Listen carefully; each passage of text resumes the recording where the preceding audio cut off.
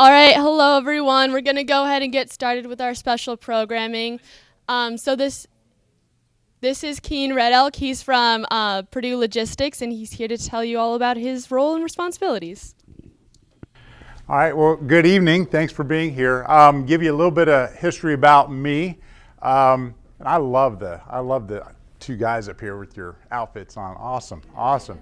So, my name is Keen Red Elk. I am with Purdue Logistics, which covers Purdue Parking, Purdue Transportation, and Purdue Materials Management and Distribution Center. I've been with the university for 27 years. I came here in 1995, and I spent 25 years of my time here as a police officer. I retired back in January 31st of last year as their deputy chief, and took on the role February 1st as director of logistics, overseeing what I'm seeing here, overseeing the area that I'm overseeing now. So I'm lifelong Purdue fan. I got my bachelor's degree in business management through Western Governors University, and then got my master's in technology leadership and innovation through Purdue University here. So I love Purdue. I love the atmosphere. I love the students, the faculty, the staff, everybody. So to talk about the areas real briefly that I oversee, let me talk about MMDC real quick, because that's that's one that kind of gets missed by us. So materials management distribution, we're responsible for all the shipping, receiving that comes in and goes out of campus, except for residence halls. We don't touch U.S. mail at the residence halls, but we do take care of it for the rest of campus.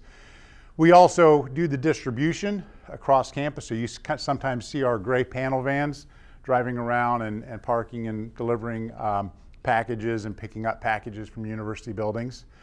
So we do shipping, receiving, distribution, and we also have the surplus store. How many of you have ever heard of the surplus store? So yeah, probably a little more than half. Surplus store is open. This is a plug, I got to tell you, because it's awesome. But the surplus store is open Monday through Friday from noon to 4. We're located down at 700 Ehlers Drive. So if you take Russell Street across the tracks, go down, you'll see where MMDC is. The surplus store, we sell items there that the university doesn't want anymore. So anything from tableware to desks to bookshelves to computers to computer monitors to athletic wear. A couple times a year, Athletic brings a lot of their stuff down that still has the tags on them that they've never used or handed out or anything like that, and we sell them at a discounted price. And I'm telling you, we are really busy when we have those athletic days. We also will sell bikes that are collected across campus and never claimed. We'll sell those there as well. So we sell really about everything. Last year, my first year here, we sold the airplanes. So that was a good year for us when we were able to sell the airplanes. The money that we bring in there, traditionally, 70% of the money goes back to the department, and we keep 30%. Now, when we're talking vehicles and airplanes like that, 90% of that goes back to the department. We only keep 10% of that for our services. Parking and transportation. Sometimes I feel like I'm the most hated guy on campus, and I understand, right? Parking is a very tough thing to manage. I just got back from a conference at Texas A&M, and the tough thing about the conference is that you see groups that are doing it right, and even when they're doing it right, it's still tough to manage, because parking, when you're trying to find a place to park throughout the weekdays, on weekends, during events, sometimes it certainly is tough. So we're doing everything we can to try to make that better. And then transportation, we oversee the city bus contract. We oversee the maintenance shops out by Purdue Aviation. We also lease vehicles for Purdue Business. We get vehicles from Enterprise that we lease through Enterprise, and then we also lease them out to our community at a significantly reduced rate than what you would pay at Enterprise. So that way they can travel on Purdue Business. It's not for personal business at all, just simply for Purdue University business. We had to reduce our fleet a couple years ago because of COVID. Now we're starting to see more and more vehicles being rented. And so, there's a possibility we may consider increasing our fleet again to handle the demand. So the big thing I think I want, one thing that we are looking to take on, and we're actually hoping to get the contract signed, is we've been working with the city of West Lafayette.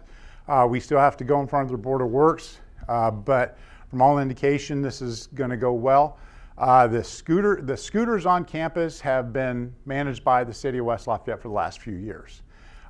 We've talked to the city. They are interested in basically handing that over to us, and we are in talks and hopefully final contract negotiations with VO to bring them to campus during the spring semester, which will bring a different form of, they have the stand-up scooters, they have the sit-on scooters. I think they also have traditional bikes, and I think they have motorized bikes. So we're hopefully going to bring them here, and also what they bring is also a better opportunity of geofencing, and they also provide a better opportunity for accountability. So what I mean is that, give you a classic example, my family and I last year we went out to Los Angeles, and I've got 11 and 13-year-old boys who wanted to ride scooters. So we did, and they had several out there, several different brands. I got on a VO and rode it around, and when I was done, I parked it and got off and walked away. My phone started vibrating, and it let me know, you have 5 minutes to take that scooter back to a actual hub docking area, or we're going to charge you an additional $10. So needless to say, I ran back real quick and got the scooter and parked it, and I had to take a picture of where it was at. I think that that's a great thing because unfortunately we see spin scooters laying all over the place across campus. We manage about 95% of the problems with spin scooters, but they're not ours. And then going into parking, we have on campus a little less than 19,000 spaces that we manage. We do sell permits for our student, staff, and faculty. We are self-funded. The only place that we get general funds is in our MMDC budget for shipping, receiving, and distribution. Everything else we are completely self-funded. So we have just a little less than $13 million budget, and the general funds we get are just a little less than $900,000. So everything we do, we have to make money to try to provide for our expenses. Now, for the last 20-ish years, we have gotten general funding for our city bus contract. This year, and I fully support it because of the economic situation that we're in, because of some of the things that were created with COVID, with the slowdown in production, the inability to always get supplies and materials, things like that. We had to forfeit, and like I say, I completely agree with this, we had to forfeit our general funding for the city bus contract and put it back into the budget. Here's the reason why, and I'm not 100% sure where all that money went to. I know it went to good things. One of the things I was told to is they also had to go help with our utilities, which increased. Well, I got to be honest with you, I really don't want to talk to a parent on the phone whose son or daughter is shivering in their residence hall room at night because their heat's not on, but golly, you can sure ride the city bus for free, right? So that's just something I thought I support that. Yeah, did it hurt to lose $1.8 million? It certainly did, but we're revenue generating. This year we know we're going to take a hit in our budget. Luckily we have a little bit of reserves. It's not a lot, but we have a little bit of reserves that we have a year to try to figure out what we can do to help continue our transit program on campus and try to make the money to support that. Am I scared about that?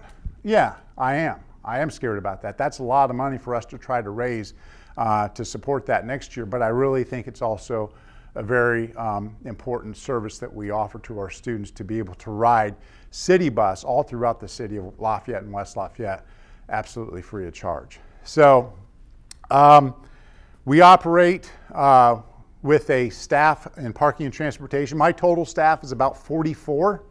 In parking and transportation, we operate with a staff of 19. That's head count. We actually don't have 19 because we're still trying to fill some positions. So we're very lean. We're very lean in our area of enforcement. For 18 months, we were trying to hire more enforcement officers, and there was time we're staffed for a head count of 6. We were actually operating with 2 at one point in time. And during that time, we were also, our give for the COVID isolation quarantine housing was we also provided outbound transports for students who were leaving IQH housing. So we had 2 parking enforcement officers. So you can see during the height of sometimes when we had a lot of people in IQH housing, we weren't getting a lot of enforcement done. But we felt that it was important. The university was all ramping up and trying to help out across the campus on quarantine housing and COVID, PPHC. And so we felt that that was in our best interest to do that as well. And so we did. But luckily we're starting to get there. We're hiring more enforcement officers, and we're getting up there slowly. So hopefully things will get better as we go along. But again, like I say, we are completely self-funded. We're going to be dipping into our reserves this year.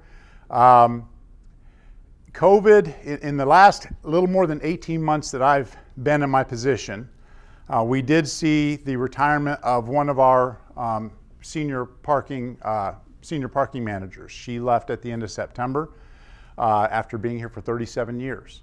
And we hired a new senior parking manager. Between he and I, the great thing about that is we are very in tune. We want to be sure we're providing a good customer experience for parking on this campus. When I say customer, I'm talking students, staff, faculty, and visitors. We want to try to increase the customer experience on this campus. B, we want to be sure that everybody is safe when they park. And then C, we also have to be able to provide a sustainable budget model. So everything that we do costs money. So we have to be able to make the money in order to spend the money. While COVID created some issues for other universities across the United States, for us, it kind of was the opposite to an extent. We found that our budget last year in COVID, we actually operated in a surplus, which is not very normal that we operate in a surplus. But we did that year. But the only reason we did that is because the repairs and maintenance budget for our garages and our lots, even though we budgeted, that was money we didn't spend. And the reason we didn't spend it is because everything came to a halt during COVID. So trying to get garages fixed, trying to get lots repaired and getting potholes, covered up and stuff like that, didn't happen. So that is money that didn't get spent. So our expenses were way down. Our revenue didn't really drop as much as we thought it might. So we ended up operating a surplus. The downside of that is because we didn't do it then, we still have to do it farther on down the road. So that money is still going to catch up to us at some point in time. So like I say, our big thing is safety. Our big thing is positive parking experience and a sustainable budget model. Stephen Karn, who is now our senior parking manager, has some great ideas. We're trying to make sure that people are accountable to the parking regulations. At the same time, we're also trying to be sure that we're providing consistency and fairness across the board. So we're looking at everything. When I went to school here, I started at Purdue several years ago and then got out and became a police officer. What was wrong with me? But I got out and became a police officer, and I didn't end up finishing my time here at Purdue. But I remember back when I was 18 years old, I couldn't even have a car on campus. I think it was seniors and juniors that could have cars on campus. Freshmen and sophomore couldn't. Well, we have evolved, right? And we have to look at the changes. We saw during COVID, or people coming out of COVID, that we're running about 25 to 30% of our staff that are now working in a hybrid or remote working model. That means we have more spaces open. That means we have more spaces that we can possibly park people, all right? But we also have to be smart. We have to operate our parking business as a business. We have to look at revenue, we have to look at expenses. So as we look at the options, we have to be able to put value on parking spaces given their proximity to campus, to the core areas of campus. So C permits years ago were traditionally designed to be on the very outskirts of campus. Over the years, some areas opened up and parking services allowed more C parking into the close areas of campus, all right? That's a good thing. Students in the past have traditionally not been able to buy A and B permits. I'm not saying that's going to happen next year, but I will say that that's something, why not look at it? You know, if a student is willing to pay $100 for a C permit, but they're willing to pay $150 in today's prices, $150 for a B permit to park a little closer, would they do it? Absolutely they would. We know that because we opened up our C garage permits to people beyond grad students last year, and people jumped all over that. To go from $100 for a C permit to $250 C garage permit to park in one of our garages, people did that.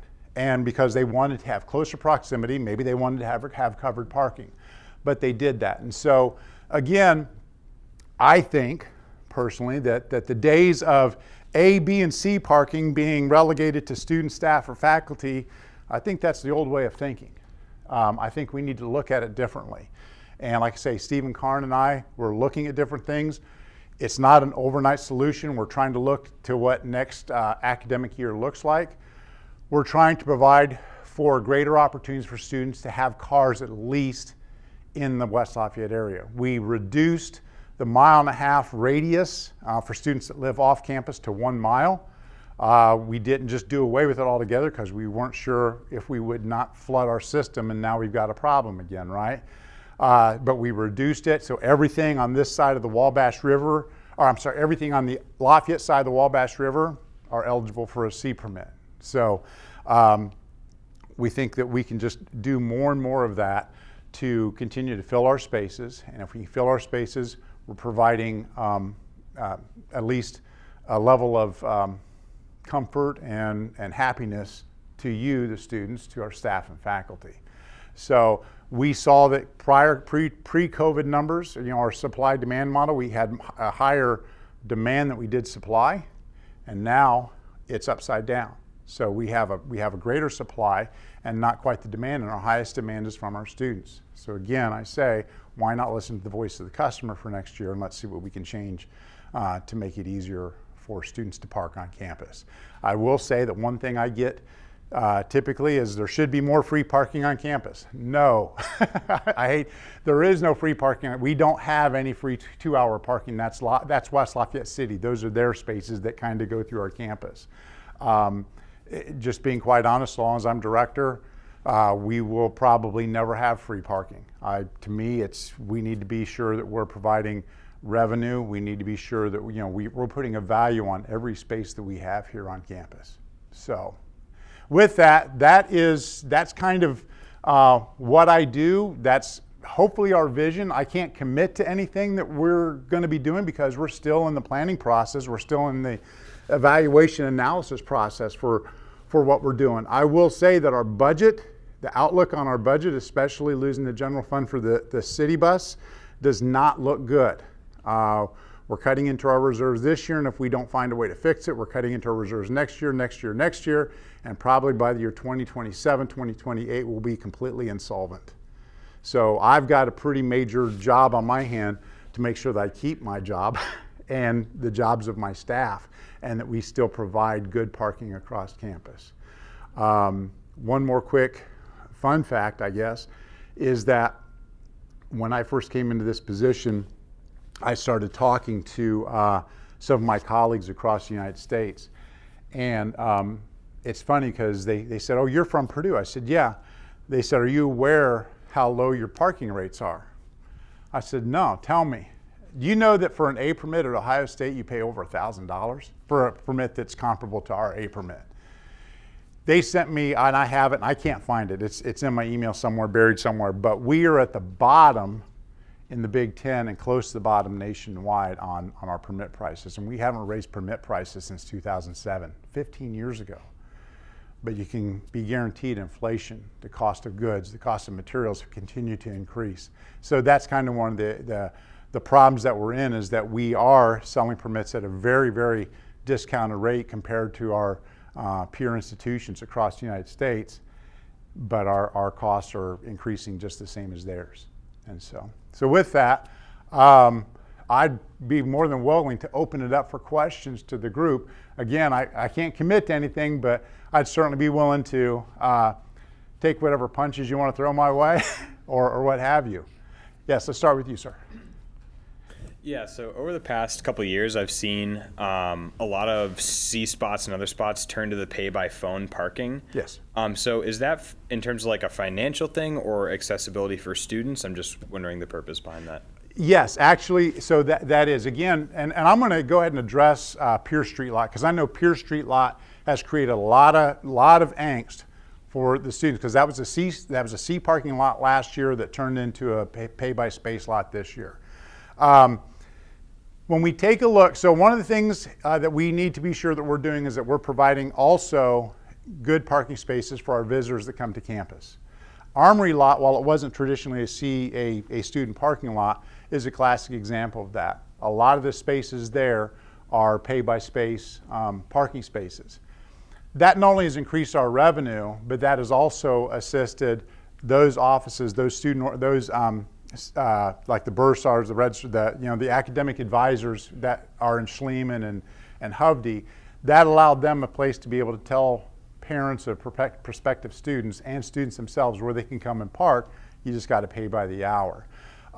Pier Street Lot was purely a business decision. When we talk about putting value on spaces, Pier Street Lot is a high value area. So at best, up until this last year, what people aren't aware of is we paid lease on that lot for $192,000 a year. Okay.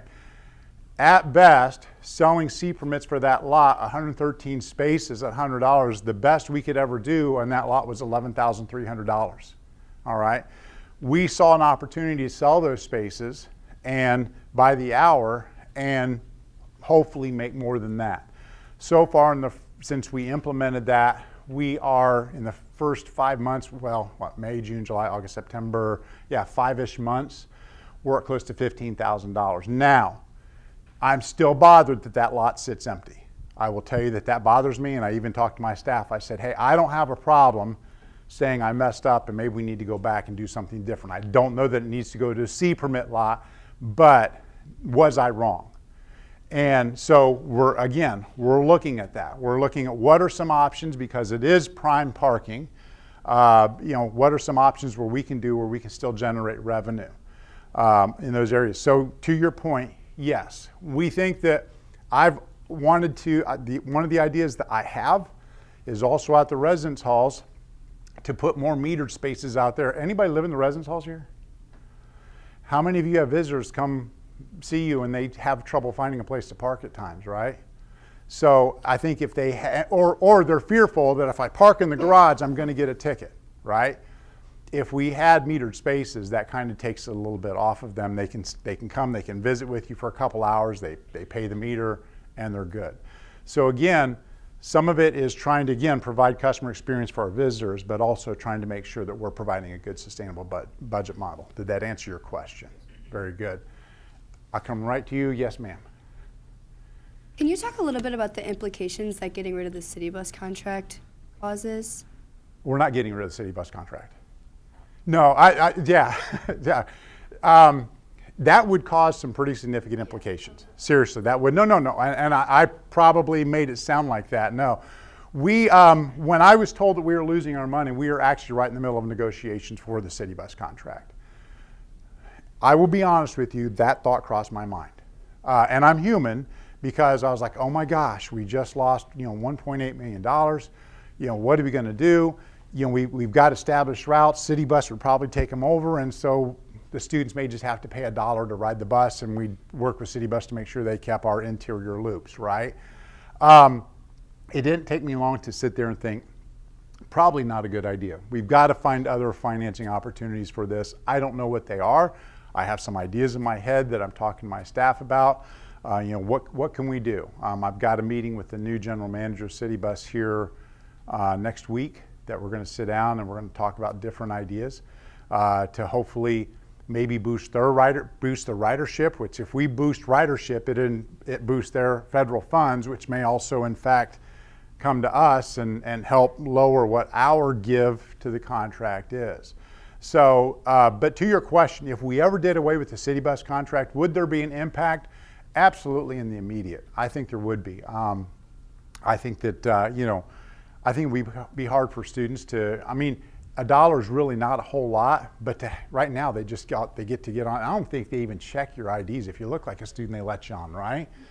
And so I think that just having that extra problem of having to pay $1 every time you get on, if we can get around that, I certainly would like to do that. But one of the things I'd like to talk to the city bus, the general manager for City Bus about is how can we increase the desirability to ride City Bus? Because I'll be honest with you, TV, media does nothing good for City Bus or for any Metro Transit system, right? I mean, when you see that on TV, you see a crime-filled bus, for crying out loud. You're scared, and that's not what it is. I mean, I ride the City Bus sometimes just for the fun of it. And you don't ride the City Bus, do you? I do. I love You do? You love it? Excellent. It's funny because I talk to staff and I'm like, yeah, I won't ride the City Bus because they have that idea that it is not a pleasant experience. And I said, but you go to Disney World and everybody gets on the bus down there. What can we do to make City Bus experience here desirable to people? That they can park in the North Stadium lot or out in the Discovery lot and ride that City Bus and enjoy it. I said, do we pump music through the bus? I don't know, but there's got to be something we can do to increase ridership and get it up even above pre-COVID numbers. So, sir, in the back. Hi, so I'm in charge of pretty much overseeing the student appeals, so I see a lot of these cases. Thank you for what you do. Weekly. Thank you. No, thank you. And we see, we've seen pretty much Steven work with us a lot, and we really appreciate kind of his transparency and seeing like all your thought process and his new ideas, and we do really appreciate that, especially this year. But some of the most common issues that we see from students are regarding like football game days and parking. Yeah.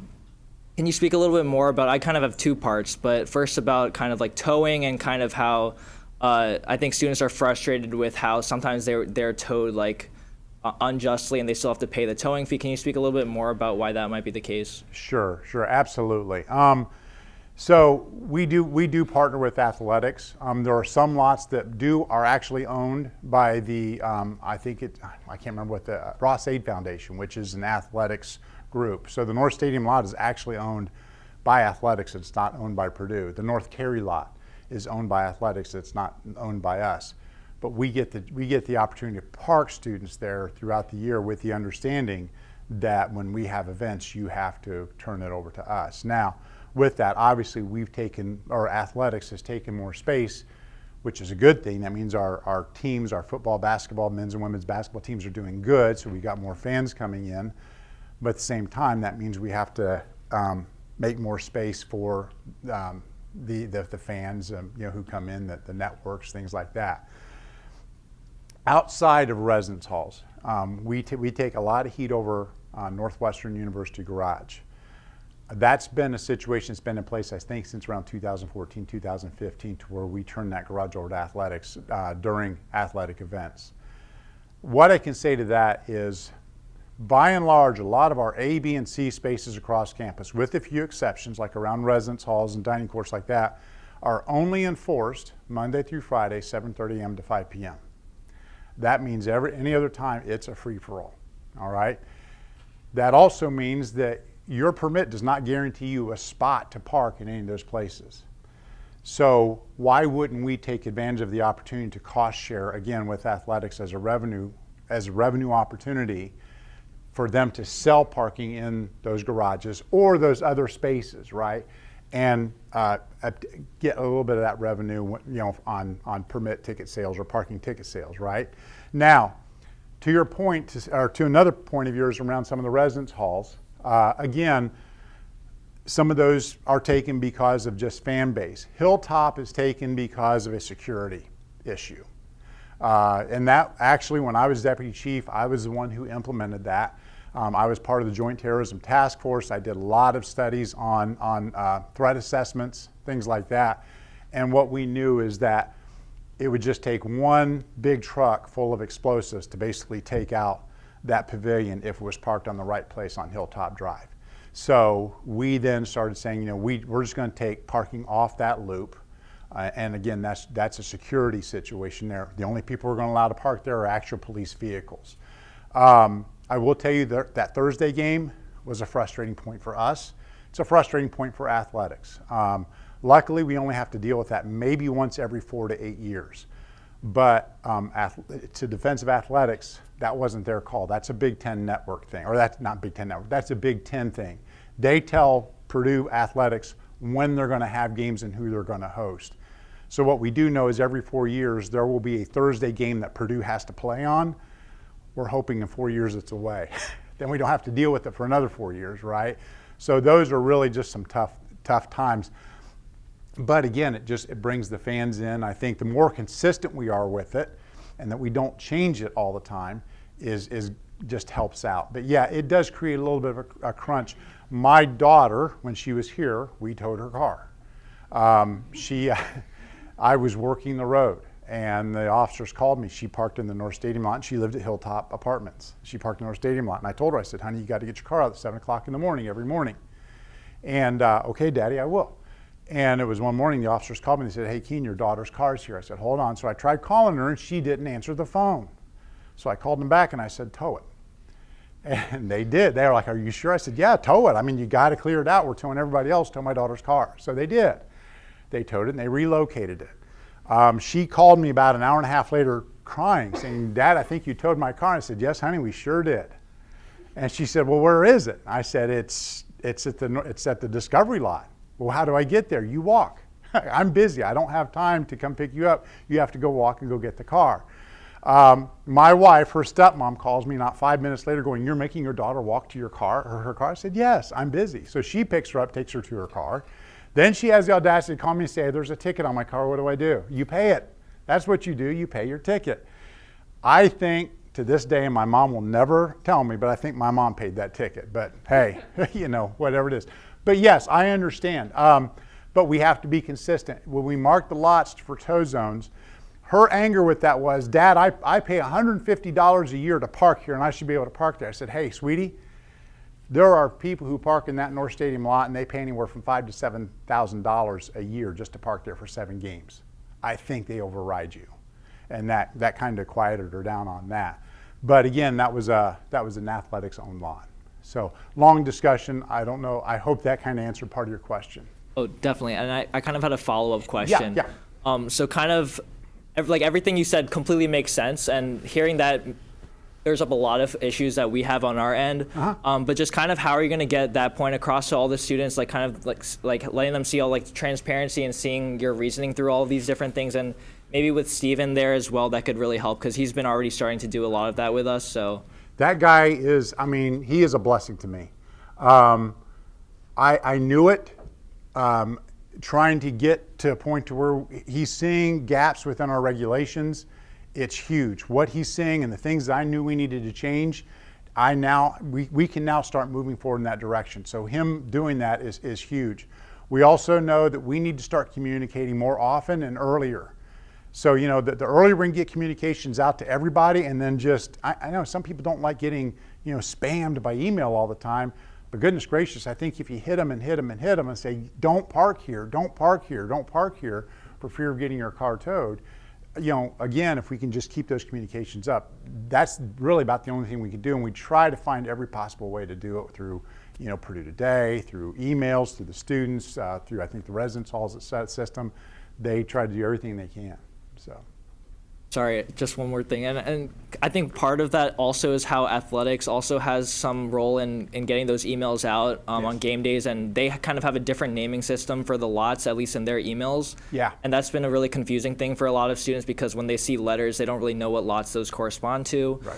So is that something that maybe you're working on clarifying in the future? So Steven came from athletics. I don't know if you're aware of that, but Steven came from athletics. So he is now aware of that. And that's one thing we want to try to change is get more consistency. I don't know that we'll correct 100% of it, but to get more consistency next year for athletics. So when we say a lot, it means for both athletic events and non-athletic days.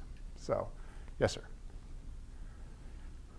So I have an opinion that some people might not agree with me on, but first I will say about your city bus problem, I think if you dress them up to look like trains a little bit, people would get on them more. And maybe if the horn made a train sound, I don't know. I like it.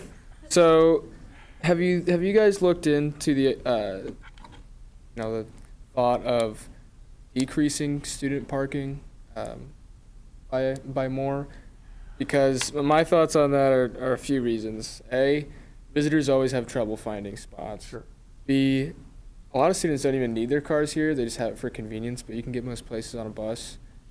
C, everything that's like a gravel lot or a parking garage, that's land that could be used for something better, cooler, more useful than a place to put a car when you're not using it. And C, our rates are already a lot lower than other universities. Yeah. So we could charge more. Right. What are your thoughts? I certainly appreciate that insight and that perspective. When I first took this job, are you going to throw stuff at him now, right? All right. When I first took this job, Vice President Jay Wasson, he and I went out for coffee. It was just kind of him congratulating me for taking this job or for being selected for this position. And one thing they talked about is they were talking about losing parking spaces in other areas on campus. And I questioned that. And he said, remember what our mission here is. Our mission at this university is to educate people and not park cars. And I said, okay, that makes sense. So I get that. But with that, there are students that have a need to have cars on campus. And that's who we want to speak to.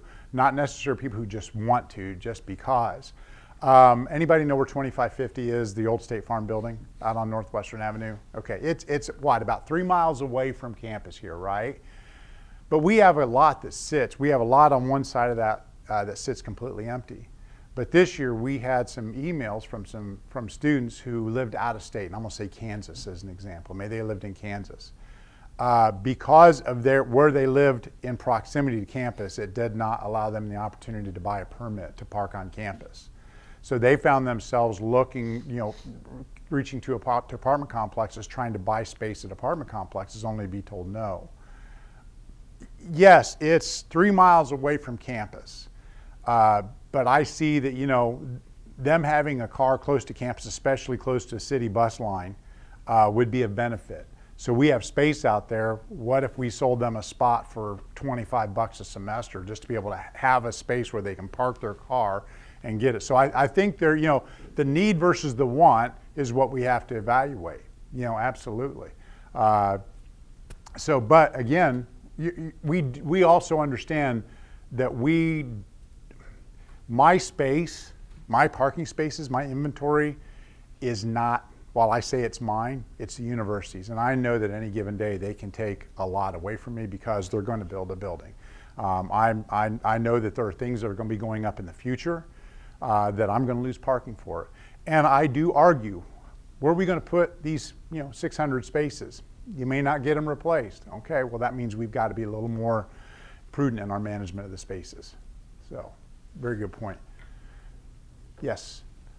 Okay, so there's a little bit talk about need versus want. Yes. And so Purdue has a slight housing crisis, and they Yes. rely on juniors and seniors living off campus. Most people who live off campus need cars. That's even to access their education and for things like groceries and stuff, because we do live in a food desert. So even if you were to assess need versus want, I'm not sure how beneficial that would be, because we rely on students living off campus, and they need cars if they're going to live off campus. So I guess let me say this: it's not for me to dig into each of your personal lives to find out what the need is there, but I think that can be managed through how we're doing it now. Sometimes based on where we put our boundaries, and also based on price point for what we do. I mean, obviously, if somebody has the desire, if they want to park in a specific area, and they want to pay that price point, then obviously that need is there. It's probably more than a want. So I guess, yeah, you're right. Let me back up off that. We're certainly not going to ask you, do you really need this space? That's never going to be an area that we go to. But to his point, he is right. There are students here that they don't necessarily have the need, they have the want. Let me raise my hand. I had a want. I didn't necessarily have the need, but I was selfish. I mean, I am selfish. I'm a human being, right? So there's going to be some selfish parts of me. That's not necessarily a bad thing, but sometimes when you have that, you also have to be willing to pay a price if you want to have something, right? Does that make sense? Okay, very good. Yes. I know this is- Are you a Cobra Kai guy, right? Not Danny, but the other guy, right? I mean, I can be. Yeah. All right. All right. All right. I know this is kind of like a niche issue, but it still does affect like 400 to 500 students on campus. So for ROTC students, a lot of times we have to be at the Armory just random times in the day, whether we have to drop off stuff, meet with our commanding officers and various meetings there. And the only like parking other than the pay by lot parking, which is always full, there's the garage. And those two top floors of the garage are usually empty even at the busiest times of the day. So I'm wondering what your opinion is on certain like student organizations or ROTC getting certain permits like in that garage specific to them. Yeah. So again, talking about need versus want, okay. Stephen and I have had conversations specifically about that. I don't have an answer for what that looks like, but I do know that that is something, you know, especially on the ROTC, the times that you have to be in. And it's not just ROTC, there are other areas around campus to where we also have to look at safety issues. You know, people coming in at 4 o'clock in the morning or staying here until 10 or 11 o'clock at night because of the jobs that they have. And the proximity maybe where they live doesn't allow them the opportunity to buy a permit. Again, safety is key for me. So as we look at everything, those are things, you know, the university garage has come into mine and Stephen's discussion as far as what we do. For the future, you know, is there a permit that we code for various organizations to allow them to do that? We have the same thing out at residence halls that we're working through to try to make sure that some of our workers that work in the dining courts late at night also have the ability to have parking, and then they're not walking long distances to get to their car. We want them to feel safe. Purdue is a very safe campus. I mean, I've worked here for years. But being safe and feeling safe sometimes are two different things. And we want students to be sure that they also feel safe. So, yes? Firstly, I want to thank you for coming and talking to us tonight. I know I really appreciate it. Something that we hear a lot about through PSG is parking on campus. Thank you. I guess I had a sort of question about, you've been discussing a lot tonight about sort of the budgetary concerns of this department as well as like visitor concerns. I guess my question is, what is the balance between these budgetary concerns, these visitor concerns, and the focusing on students' needs and students' life? How are students involved in those decisions and their voices being heard when things like parking start to have problems? Right, and that's the $1,000,000 question. So when we talk, you know, and when I was thinking about this, you know, and I always think about this, but, you know, tonight, balancing customer satisfaction, positive customer experience with budgetary needs is a delicate balance. Right. We did some of you take part in the survey that we sent out early September? Okay, so we still are working to analyze the results on that on the outset. You know, as far as the dissatisfaction in parking, it's greater in the student realm than it is in the staff and faculty realm. We expected to see that. But that also means that that's also where there's a significant voice of the customer that we need to be sure that we're looking at. So some of our questions in that survey was specifically designed to find out where is your priority. You know, do you put priority on price or do you put priority on location? You know, do you put priority on cover parking spaces versus open parking spaces? Do you put priority, I think, on your proximity to your classroom building? So those are kind of the ways that can help drive what we want to do. As we look at trying to increase customer experience. You know, it's unfortunate, you know, with 50,000 students, it's hard to get out here to talk to everybody, but things like this are huge for me. And just so you know, out of that survey, I was pleasantly surprised. I think we had 4,500 responses to it. So I was really honestly only expecting maybe less than 1,000. So I was really happy that we had 4,500. And not surprisingly, I think the first two entries in the survey, even though it's completely anonymous, so I have no clue who did it, but it was funny because their main concern was that Thursday football game. I mean, they were mad, and I get it. We were all upset about it, right? So, but you could tell those were the first two ones. They took it right after that Thursday game, and they were mad about that. So, to answer your question, right now our best opportunity is surveys, and then being able to get out and talk to captive audiences like this. So. Am I doing okay on time? I know Are we doing all right? Okay, okay. Very good. Anything else? My door is open. I can't say that I'm always there. No, my door is open. I really enjoy hearing from people. We have problems. We have, and these problems did not develop overnight. They've been problems that have been developing over years.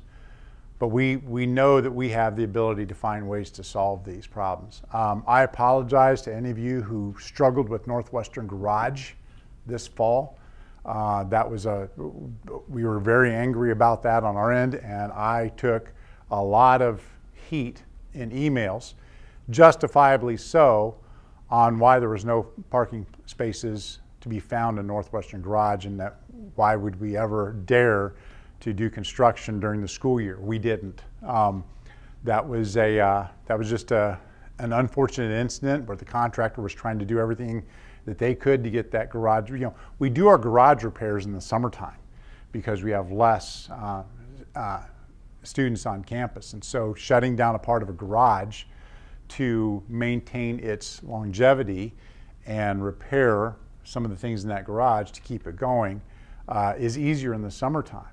And I don't recall a time in my 27 years here where, you know, there's always a time where you blow a timeline by, you know, a week or two.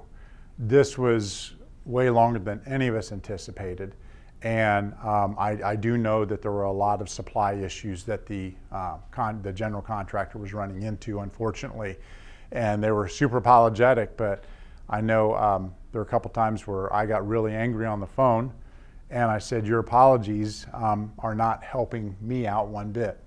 I said, you know, I expect this to be fixed, and it needs to be fixed right away. So, you know, I don't think we're right to where we want to be. We may have to still do a little bit of work on Northwestern next year after the students leave in May, but at least we've got the spaces open now. So my apologies on Northwestern Garage to all of you, and I know that doesn't help a lot, but that was certainly a frustrating point. So, thank you for, oh yes. Hey, Martia, my goodness. How you doing? I love you. Oh. I don't want to make this any longer, but, you know, folks might say just build another, Garage? yeah, how much per space do they cost? So prior to COVID, a garage space, a space to build a garage, you can basically say that you would pay between $23,000 and $25,000 per space. Per parking space. Now, post-COVID, we are at $35,000 to $40,000 per space to build a parking garage. So, you know, I did have a student come to me and say, why don't you build another parking garage? And I said, you know, that's the easy answer. But when I gave her the numbers of what it would cost, and I said, now take that times 1,000 space garage, like what Northwestern is, and how much money is that? And she goes, oh my gosh, that's, you know, $300 million. I said, she goes, you'll never get your money back. I said, exactly. And we have to maintain that garage over the course of the next 50, 60 years to try to make it last. And I said, so that's why building these structures is not, you know, in our business, especially at the price we're charging permits currently, it just doesn't pay, you know. So it's tough. It's tough. So, but thank you. Great question, Martia. I knew the pre-COVID answer, that's why I asked. Yeah. We actually just had a discussion about it this week, and actually we also had a discussion at Texas A&M, and we're between $35,000 and $40,000 per space to build a parking garage, compared to what was about $4,000 to $5,000 per surface space in a lot, which is now around $10,000 to $12,000. If we were to take a grassy area and clean it out and make it a parking lot, even gravel, about $10,000 to $12,000 per space. If we want to pave it, we're talking about $15,000 per space. So it's pretty expensive. So, all righty. Ladies and gentlemen, thank you for your time. I appreciate it. Thanks for having me. And again, I'm here. KL Red Elk, or even just Red Elk at purdue.edu gets an email to me. Feel free to send me suggestions, send me questions. We're more than happy. Stephen and I, and Andy Pruitt oversees transportation. He's my senior manager of transportation. We're an open book. You know, Obviously, there's things we can't commit to because we don't know yet. But we're happy to have discussions with each of you and try to make life a little bit easier here on campus for the student body. So, all righty. Come visit Surplus, please. All right. Thank you all. Appreciate your time tonight.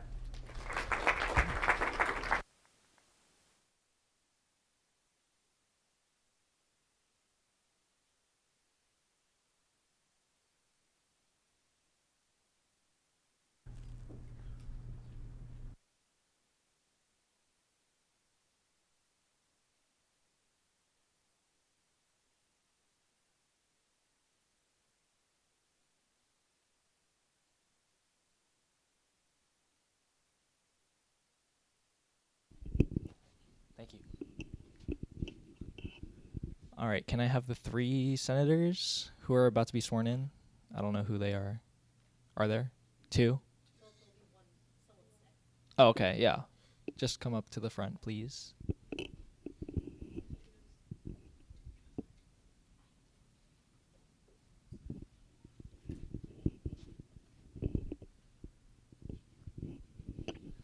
Also, I realized I think it makes more sense for you 2 to hold the mic, so here you go. Raise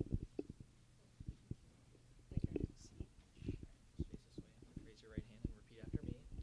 I state your name. I, Adedoyin Famio, On this 26th day of October 2022. on this 26th. on this 26th day of October 22, Swear to abide by and uphold swear to abide by and uphold the Constitution and the bylaws the Constitution and the bylaws of the Purdue Student Government. of the Purdue Student Government. I swear to conduct I swear to conduct all legislative business all legislative business with the utmost integrity with the utmost integrity and with the best interest of Purdue University and the best interest of Purdue University and its student body and its student body as my main objective. as my main objective. All right, congratulations. Thank you. Thank you.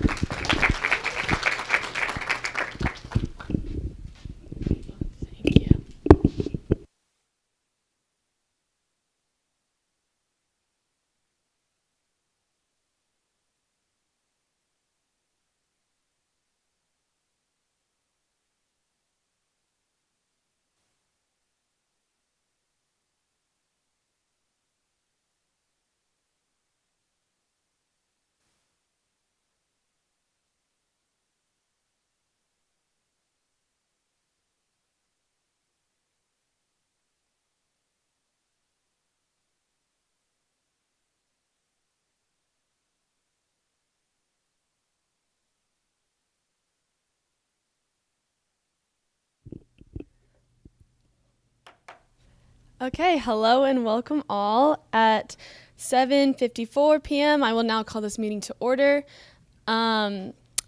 We will begin with proxy reports. So if you are a proxy, please state your name and the senator you are proxying for at this time.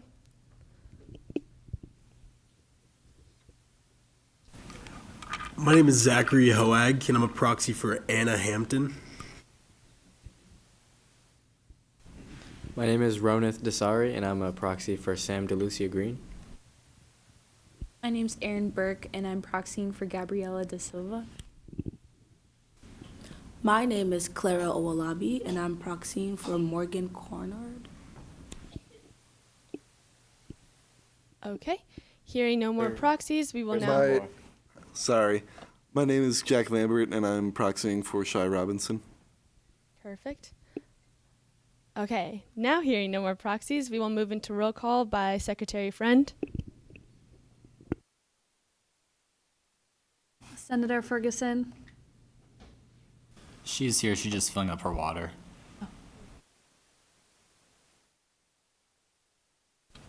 I'm here.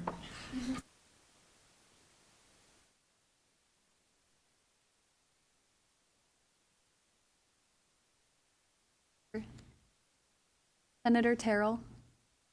Okay. Senator Scudder. Here. Senator Kirkendall. Here. Senator Merkel. Here. Senator Wheeler.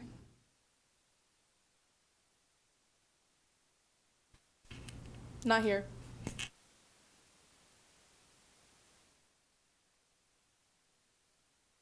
sorry, technical difficulties. Senator Dodona. Here. Here. Senator Conrad. Proxy. Senator Alexander. Here. Senator Bim Uiwa. Here. Senator Ackerman. Here. Senator Eskunis. Here. Senator Shosik. Here. Senator Bowman. Not here. Senator de Guzman. Here. Senator Kirsch. Here.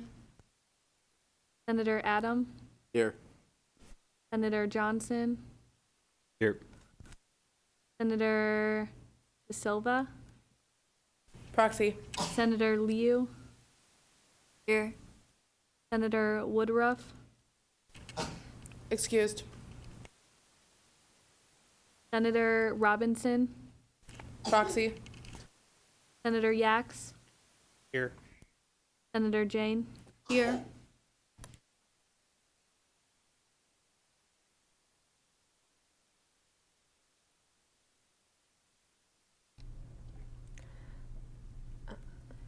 Okay, we will now move into our land acknowledgement. Purdue student government acknowledges the traditional homelands of the indigenous people, which Purdue University is built upon. We honor and appreciate the Potawatomi, Delaware, Miami, and Shawnee people who are the original indigenous caretakers. Now, senators, please rise for the Pledge of Purpose. Our purpose is to be the voice.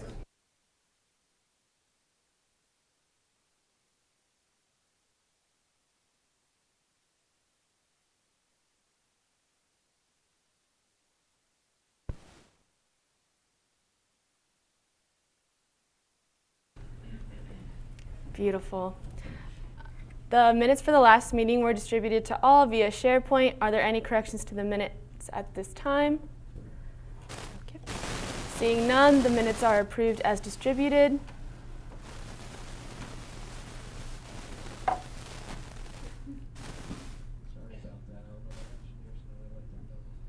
That's okay.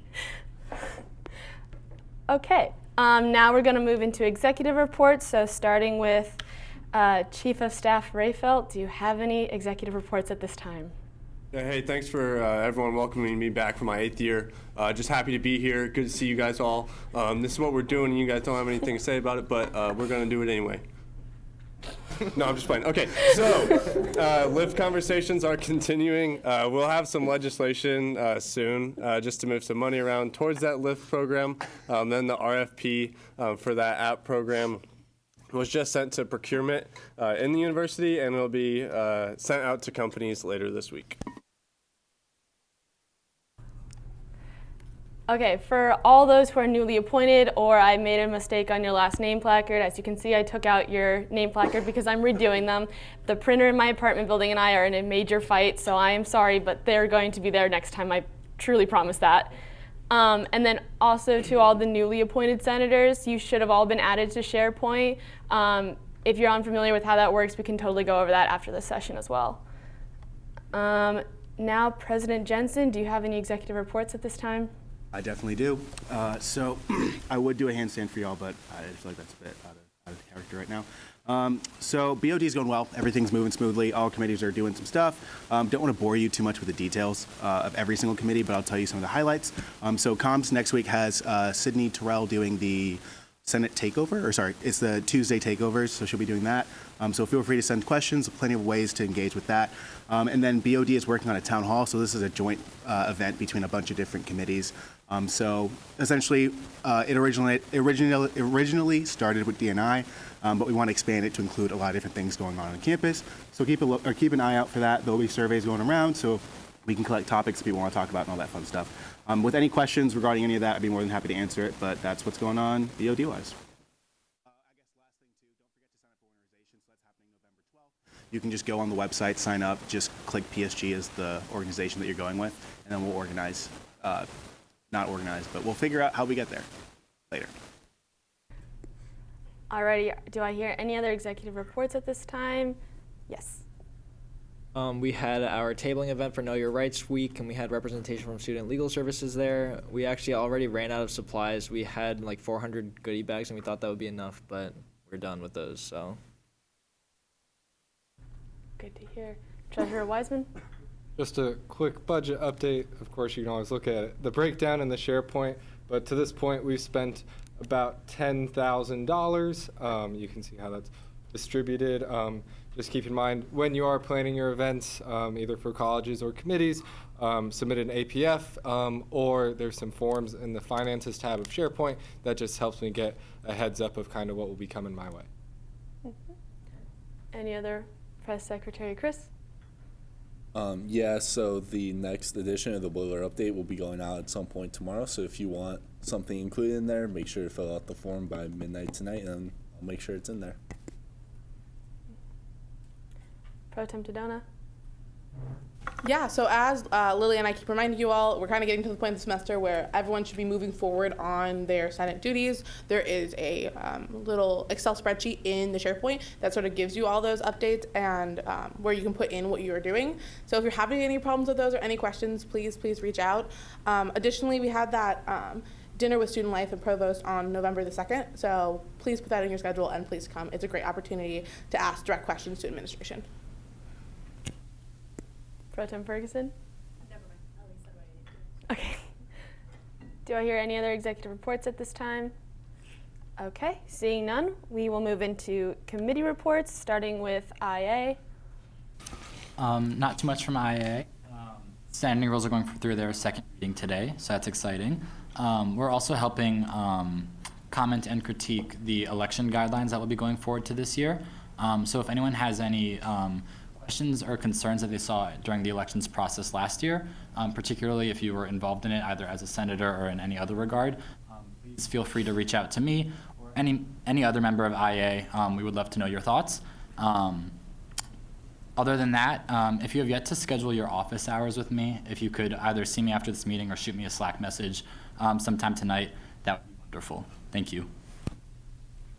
Financial Affairs. As of Sunday, we've awarded almost $3,000 in PSG small grant money, which I'm pretty excited about. The quality of applications has gone up significantly over the past few weeks, and we've gotten a big influx of applications, so that's good to see. We're going to be reaching out to SAO to try to get a direct email sent out to all of the club presidents, so there's a little bit more of a direct line of communication there, as well as organizing a call-out event for how to apply for the small grant so that organizations are more likely to have applications that are fully correct. And last thing, we voted to get the SFAB legislation on the floor today, so we'll be talking about that a little bit. Campus and Student Resource Affairs.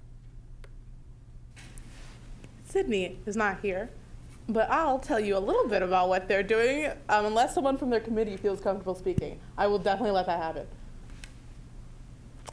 Alrighty, so Campus and Student Affairs are working on a bunch of different legislation. I know some of the highlights are working on ROTC parking legislation, as well as some general parking legislation, which is cool considering what we're all talking about tonight. I know they're also talking about some menstrual and condom availability on campus, looking at that and seeing about where that can grow, as well as some dining and culinary, which they're always working on, but that covers them. Oh. Senator Jane? Yeah, just want to add about the menstrual, sorry, does this work? Okay, yes. Just want to add to that point that there are very few residence halls that have those, and so that is provided by RHA. So if the rest of the residence halls could have those provided by PSG, that's sort of what we're trying to do. Yeah. Perfect. University Academic Affairs. Yeah, so we're still having discussion about professors having to record their lectures. Still in the process of talking that out, and we had new discussions about, or this Monday, about canned tab boxes, like in football games, where instead of like throwing away your cans, like saving the tabs and maybe donating those tabs to an organization or something like that. Then we have a legislation that talking about students getting exams back no matter what, because some professors don't give out exams, And that could be any way, shape, or form, whether that be grade scope or having it physically or just going to office hours where students could see their exams. And then lastly, we talked about talking with the Honors College Dean to talk about the honors contract to see why it's only 2 weeks. And so we're sending that email this week and seeing what she says so we can meet up with her about that. Perfect. Anything from our ad hoc committees? Pro Tem Dodona? Yeah, so SAFER has our call out this Thursday from 6:15 to 7, which we're going to process sort of the applications that we got through the PSG email, as well as we recently been working with SPNA on a survey and figuring out ways to best distribute that. So if anyone's interested, always reach out. Pro Tem Ferguson? Yeah, I'm going to start with the disabled community updates as Claire's not here tonight. So just going through their minutes, some of the main initiatives they're focusing on is inclusivity of club sports. Looks like they're looking at some things at University of Minnesota for disabled students, promoting voices promoting voices within the DRC, and promoting intersectionality within other cultural organizations. A lot of great stuff in their minutes: wheelchair accessibility, manual for professors about disabilities and accommodations and how to go about things. So they're really getting off to a great start. To go to Pride, we are working also with SPNA to create a kind of campus culture survey more surrounding LGBTQ student issues, as well as working in preliminary conversations with Panhellenic about best ways to promote transgender weeks of visibility as well as Day of Remembrance. Very nice. Okay. If I hear no more committee reports, we can now move into informal discussion. At this time, do you have informal discussion? Yes, Pro Tem Janela. So I actually had a question for President Jensen or Chief of Staff Ryan Felt, whichever one can answer it. I know there's a discussion at University Senate, particularly on Senate Document 2208, and I wanted to know sort of what that was, and if you could share it with the group at all. I can send that to you. I don't know all of the bill. I know that at University Senate, if you're talking about the bill that was passed at the last one, there was no true discussion on it. It was just, is anyone against this, and it just passed right through, but I can get you more information on that. Senator Mariani. What are y'all talking about? Like, what, could you give some details on that? I can. So, so basically there was a bill introduced, and it was primarily for discussion from my understanding. I wasn't aware that it was brought to a vote in any capacity, at least not from the minutes or from my conversations with faculty. But basically it was addressing the negative impacts of Indiana's Senate Bill 1 on Purdue students, staff, and faculty, which is about the bill that, in essence, banned abortion within the Indiana State House.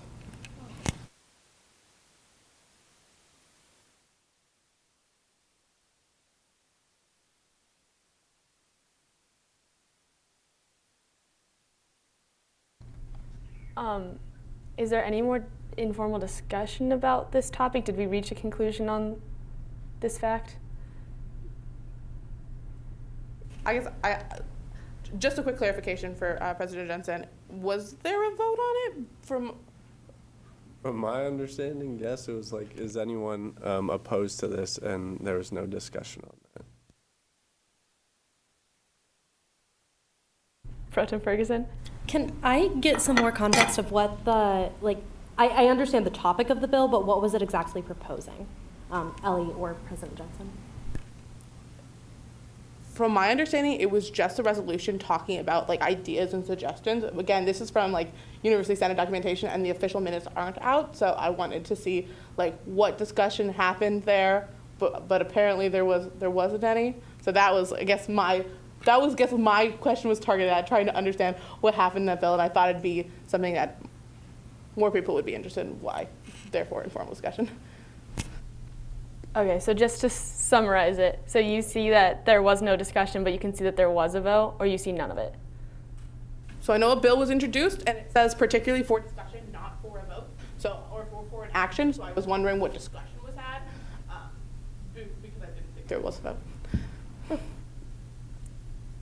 Interesting. Yeah, from my remembrance, there wasn't discussion on the resolution at all. Pro Tem Tadona? Was there any formal like recommendations for addressing these problems that was brought up in that bill? As far as I remember, no. I know that we all looked over it, and that was the majority of the discussion. It was a pretty short Senate meeting. I think they quoted it as the shortest Senate meeting ever, so it ended an hour early. Pro Tem Ferguson? President Jensen, is there any way that when you get the minutes from this meeting or just more information or even like the specific document that could be forwarded to the entirety of the Senate? Yeah, I can do that, and I can look at my notes as well. Is there any more informal discussion at this time? Okay. Seeing none, we can now move into old business. Do I hear any old business at this time? Yes. I move to bring up Bill 2229. Second. It has been properly moved and seconded to bring up Bill 2229, amendment to the Senate standing rules of the Purdue Student Senate. This bill is not amendable and requires a majority vote. We will start with discussion from the authors of the bill, and then we can move into discussion from the floor. So are there any of the authors that wish to speak at this time? Yes. I can talk on it a little bit again. I talked a lot about it last Senate meeting, so I won't go too in-depth this time. Just to go over some of the main points again, there were some changes to what was classified as proper attire in Article 2. There were some changes for how second readings and specifically amendments on second readings would function in Article 4. There was some changes to how pro temp authorship would allow bills to bypass committee review, also in Article 4. There were some changes to maximum speaking time on any piece of discussion in Article 5. And there was some changes to how committees could choose to structure their debate, both in person and virtually, in Article 6. Is there any other discussion at this time? Yes, Pro Tem Ferguson. I just want to thank IA for all of the hard work that they put into this. I think that you guys did a really, really fantastic job, especially for a committee of such newer senators. So I just really, really appreciate it, and thank you guys for all of the work you did. Fabulous. Is there any other discussion at this time? Okay, seeing none, we can now move to a vote on Bill 2229. So all those in favor, please raise your name placards. All those opposed, same sign. Any abstentions? Okay. Now if you guys would be so kind as to input your votes on SharePoint.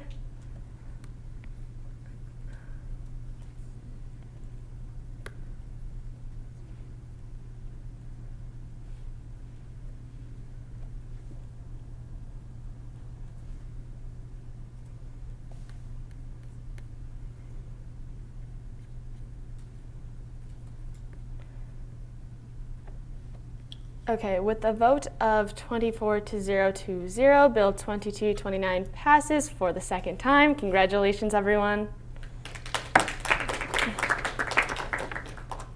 Do I hear any more old business? Seeing none, we can now move into new business. Do I hear any new business at this time? Yes.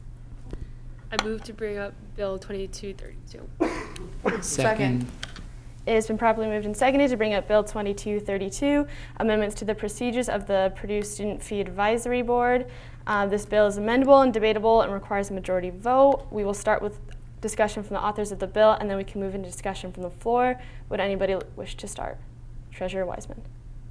Yeah, so just I'll give a little bit background for those of you who are new. So SOGA and SFAB are the two grant boards that allocate the student activity fee. Part of my role as treasurer is to chair these boards. So there is a connection between these boards and PSG. There were a lot of questions raised back, I think around May. I think these documents just kind of got a little neglected, a little outdated. So I worked over the summer, and with the new board, we worked on changes to both this one and the next bill, the guidelines.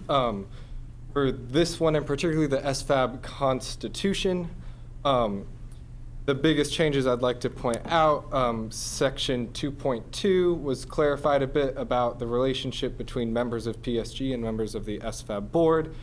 Section 4.4 was revised for if the SFAB report is not approved by the Senate, kind of a new process there. And then section 5 was added to help clarify when the merging of the SFAB and SOGA boards occurred and kind of what that meant. But I'm happy to answer. Yep, Pro Tem Dodena. I have at first a clarification question.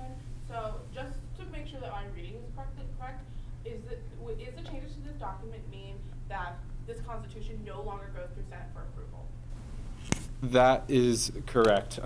If you're following along, we're down at the very bottom, section 6. When I sat down with the advisors, it seemed out of place that one organization would be supervising the constitution of another. Kind of the rule we saw of PSG Senate was with the guidelines, the Senate approves the guidelines, the board reviews the proposals, and then the Senate approves the report to make sure that the board followed the guidelines that the Senate approved. I hope that trail followed. But the Constitution is not really something that's meant to be changed, and we thought was really something that should be governed by the board itself. Pro Tem Dodena. I guess I'd like to express my disagreement with this change, and I guess I have a lot of magnitude to it. Particularly, at least from my conversations with Martia and others, the student fee money is something that has had like somewhat of a contentious past, and the intentionality between why Senate or PSG oversees it is because we are student representatives, and this is a lot of money that gets taken directly from the students. So having that oversight is essential to like allocating it. And because the Constitution is the structure of which the members are decided, the functioning is decided, I think it'd be a severe misstep for us to no longer be allowed in the process of overseeing this Constitution. And it sort of goes against in my opinion, goes against our Constitution, because our job is to oversee it in our Constitution. And I think that like taking away that ability would hurt students. Okay. Would anybody like to allocate some time to our advisor? Yes. I'll allocate 2 minutes of my time to our advisor. Thank you so much. I think I want to make sure that there is clarity. PSG has never had oversight over the board itself.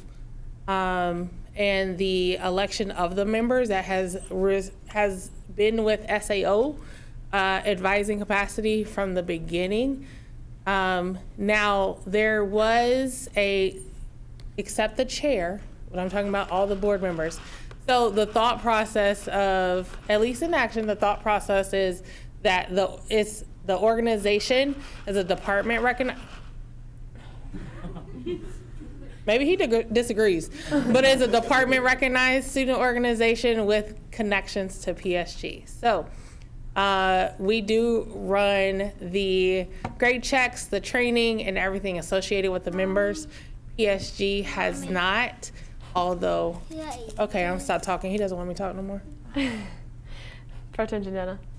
I don't know if I'm confused, Martia, but because this was something that I, as a creepy person, sometimes look through the legislation in old folders. And from my understanding, in 2015 to 2016, there was a bill passed to appoint the SOGA board. So, in my understanding is that the SOGA board used to be directly appointed by PSG, and that power has been decreased, and now the Constitution is being overseen by it ever. SFAB or SOGA? SOGA board. Because they would appoint the SFAB board, not SOGA, previously, when they were separate. Pro Tem Ferguson. Senator Mariani might be able to give more clarification here, but I believe due to one of their constitutions from, don't remember exactly when we were looking through these previously, board members used to have to go through Senate approval. I don't remember which board exactly that was, but I do remember it being in one of their previous versions of the Constitution.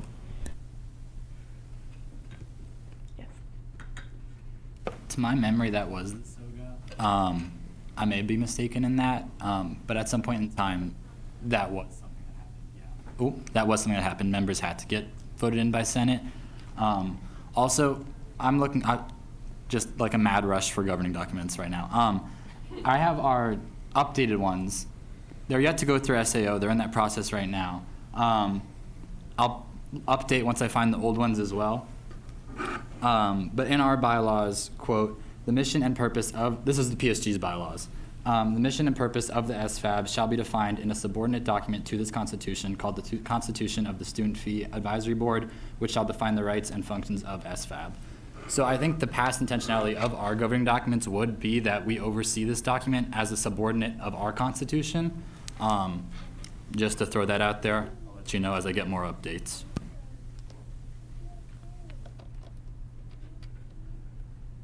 Is there any other discussion at this time? Yes, Pro Temp Dodona. Yeah, so we sort of talked about like past of like SOGA getting appointed, but at this point, SOGA and SFAB have been merged. I think this document makes it really clear. So in my mind, consistently like decreasing the influence of student representatives in student fee money, which is money directly taken from students, I'm not very much in support of. Treasurer Wiseman. I can speak some more. I would say first, like, in my time, so the past 4 years, that membership component through PSG has not been a part of it. And there is a lot of confusing history here as these boards were created and merged and these fees were collected. One thing I want to put that we tried to clarify back at the top of the document in the mission, we thought it was not clear what the board reports on, so we added that line of on financial allocation. And so I think, again, as I explained, the Senate is not everyone here is viewpoint neutrally trained or part of the board. The role that kind of the board saw of the Senate was the Senate approves these guidelines, that is allocating the student fee. This board is tasked with the allocation of the fee, and the Senate is just, again, a check. But PSG is not really overseeing any other group's constitution. Pro Tem Dodona.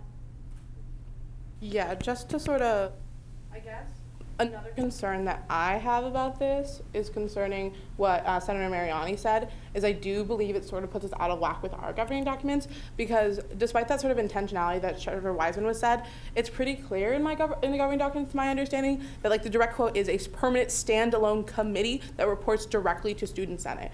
So in my mind, like, unless that element is changed, it wouldn't make sense to make their organization not at least approved by us, which is exactly what is happening today. President Ferguson. I would also argue, to Sean's point earlier, that this document isn't to be changed often, correct? And so I don't see the harm in having an additional check of the Student Senate. I only see us arguing back and forth on whether or not it should be checked, but if it's only one reading check of the Student Senate every so often, I don't see the harm in changing that language just for sake of the discussion.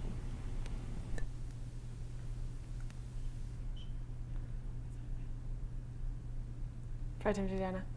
I motion to recommit this bill to the bill 2232 to committee. Second. Okay, so it's been properly moved and seconded to recommit the bill. It's a poor day for Julie to be out. Is this a vote?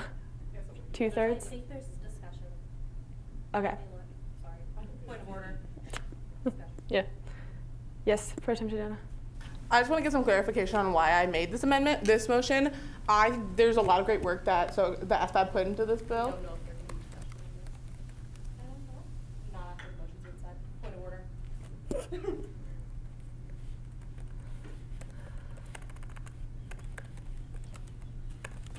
Bad day not to have a parliamentarian. Yep.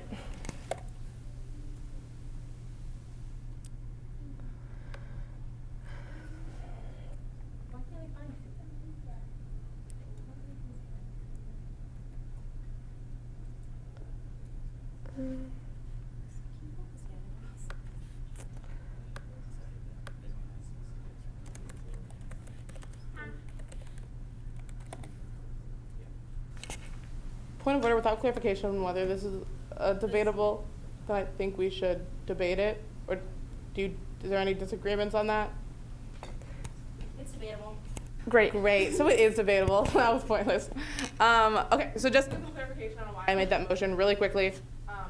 I think there's a lot of great work that was done on this bill, and I don't want to negate that, and that's why I'm not in favor of just like turning it down. But if we recommit it, there can be changes that are made in committee alongside other SFAB members, and hopefully come to a better conclusion on like making sure that we are disagreeing with our own governing documents, making sure that they're comfortable about the oversight of Senate. I just think that at this point, this puts us in sort of contention with our governing documents, and so I don't think it'd be fair to pass it. I don't necessarily want to fail it, so recommitment allows for those conversations to happen without necessarily failing the bill. Treasurer Wiseman. Are we in debate now? Okay, thank you. I just want to point out a couple more things. One, members of the board were invited tonight. Unfortunately, I guess none of them could make it, but I don't get a vote on the board, so I feel remiss to be debating this without the board there, here to clarify the process for everyone. If this is sent back, the board, both parties in its current state have to approve both sides. So if this is a joint debate or what that's leading to, that's fine. Just want to point that out. Also want to point out that the members of the board are representative of the student body, just like the student senate. It said we attempt to collect members, not bad. We want to have members representative of each college, as well as in-state, out-of-state, and international students. That doesn't always happen, just like not every Senate seat is filled, but it is the goal of the board to be representative of the student body, similar to PSG. And also, why does SFAB have to match PSG and not the other way around? Frankly, many members of the SFAB board are not concerned with PSG and matching PSG's documents. They're trying to run the board and allocate the money. President Ferguson. Just a slight point of order. We are currently discussing whether or not to technically the phrasing is to refer this motion to committee, which is amendable, debatable, and requires a majority vote. Thank you, Robert's rules. To Treasurer Wiseman's point, I believe the reason why it's, at least to me, important that SFAB matches PSG is because these documents stand subservient to our Constitution and bylaws. I believe that is the correct phrasing. Senator Merkel. Treasurer Wiseman, maybe you can answer this for me, please. The people who you mentioned from the different colleges who will take this money that they collect from students, are those people elected or what?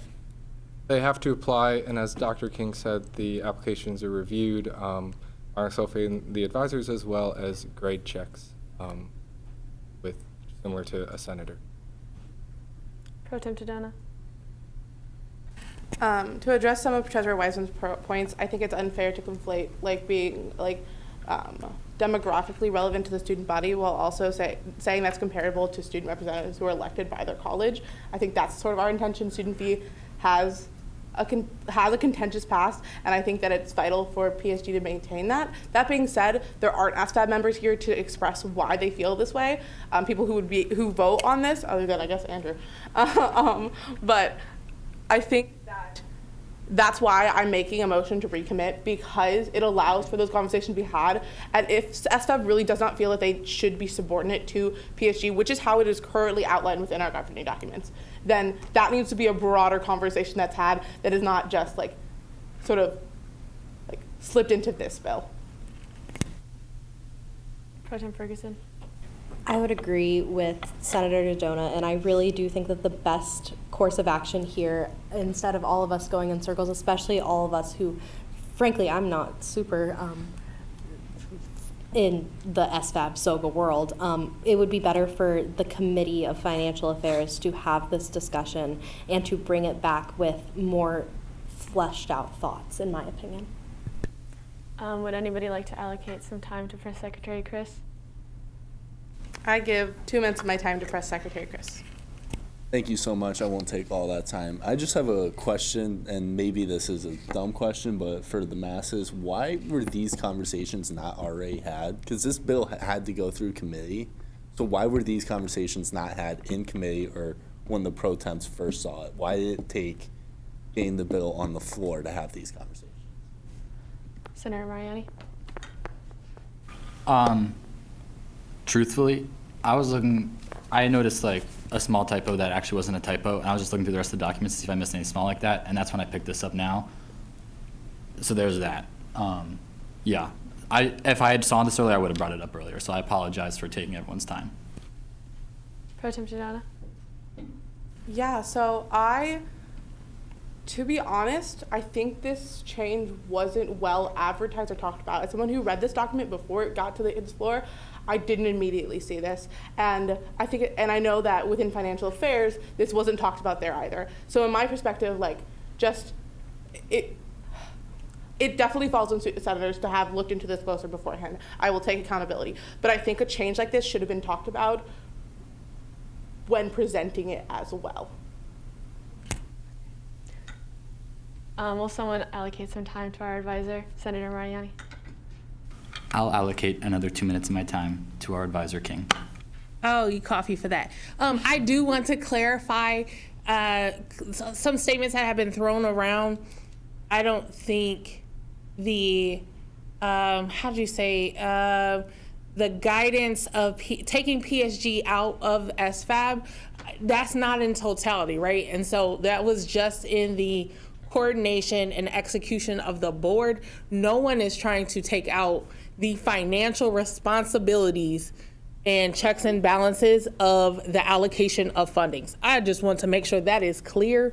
The Constitution is about the makeup and how the board can operate, knowing that you have 2 PSG representatives already on the board. That was thought to be a clear, hey, there is a connection here, but not an oversight. And I do want to tell you, I'm no love. Hold on just a second. I do want to tell you, from the start of this, it was clear that they didn't want PSG doing the work of giving out the allocation, and that was clear with legal, our office, and the dean of students in 2012, 2013 when it started. But they wanted some connection points. And so the point that has been clear from start to finish is that vote on the financial piece. I just want to be clear, there is not a total nobody wants you involved. That is not the case. Pro Tem Ferguson. I, again, would like to steer us back to the current motion at hand, which is the motion to recommit. So I'm not calling previous question because I do not want us to have to vote on that. But at least in my eyes, at this point, we're at a juncture of we vote on whether to bring this back to committee or we continue discussion on the logistics of the bill. So that is where I'm at. If anyone has more discussion, that's great. But okay, Senator Mariani. And just a reminder, this is because the voting SFM members aren't here. That's why we're not amending it, because they're not here to have part of that discussion. Okay. Does somebody have to move it to a vote? Nope. All right. Let's go ahead and take a vote, folks. So everyone in favor of recommitting the bill, please raise your name placards now.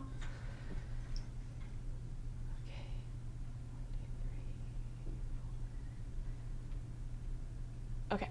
All those opposed, same sign. Any abstentions? Oh, you guys. Okay. With the vote of 20 to 1 to 3, Bill 2232 is going to be recommitted. Sorry. Okay. Do I hear any new business now? Pro Tem Dodona. I move to bring up Bill 2233. Perfect. It has been properly moved and seconded to bring up Bill 2233, amendments to the student fee advisory board funding guidelines and requirements. This bill is amendable and debatable and requires a majority vote. We will start with discussion from the authors of the bill and then move into discussion from the floor. Treasurer Wiseman, would you like to start us off? Yeah. So this document is what is the groups go off of when they submit applications. A lot of it is little clarification things, like added the word fiscal year, little things like that. The kind of bigger picture changes, we wanted to clear up the language that the proposals should be undergraduate-driven ideas. This is undergraduate funding. It should be the undergraduates who want these ideas who should be submitting and advocating for those ideas. So there's a few places you'll kind of see some language changed about that in the document. Then probably the biggest change that will affect groups the most is a cap in section IV.B of $100,000 per application. Up until this point, there was no application dollar amount limit from SFAB, as it has become a more known resource, more popular amongst organizations and departments. The playing field of applications that are submitted have increased in variety, and it just has become more challenging to distribute funds in an appropriate way without capping the original application. Is there any other discussion at this time? Oh. Yes. So I just want to be clear about something. So it looks like you cleared up the ability to change the proposal after it's approved in the guidelines, and it was taken out of the Constitution. I just want to make sure that it was just relocated and that's kind of what is cleared up in the guidelines. Yeah, if we're talking section VI.E, I believe. Yeah. Yeah, so that was something that was in the Constitution. We're like, that doesn't really fit there. So it was just copied and moved over. Pro Tem Ferguson? I have two, and Sean, I don't know if you'll feel comfortable doing this as a friendly amendment or a technical amendment, but one which is the bill on the actual bill document should be 2233, but it's 2232. That's more of an Ellie and I thing that we can fix, but just wanted to bring it up for transparency's sake. And then in one line reads oh, wait, never mind. That's in the Constitution. Never mind. We're all good. Just to be clear, that one friendly amendment is still valid? Or is still on the floor? Got it. Senator Mariani? I just wanted to speak in my support of these documents and thank SFAP and SOGA for doing such a great job. Any other discussion? Okay. Seeing none, we can now move to a vote on Bill 2233 with the friendly amendment. So all those in favor, please raise your name placards. All those opposed, same sign. Any abstentions? All right, if you guys would be so kind to put that into SharePoint, please.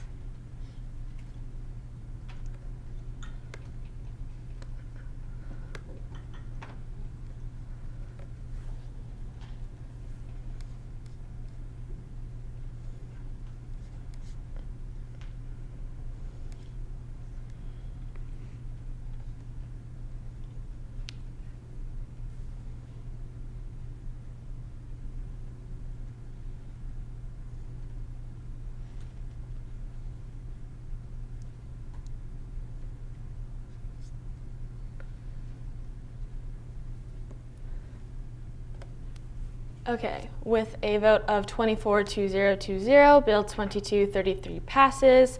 So congratulations, Sean.